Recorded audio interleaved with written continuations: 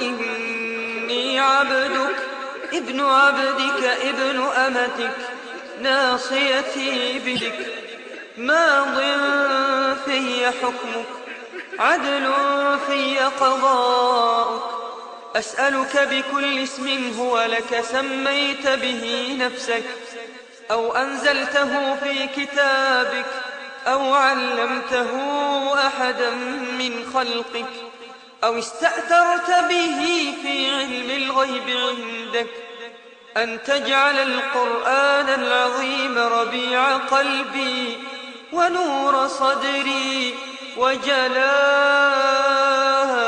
حزني وذهاب همي كان الرسول صلى الله عليه وسلم يكثر من هذا الدعاء.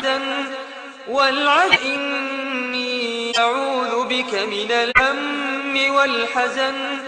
والعجز والكسل.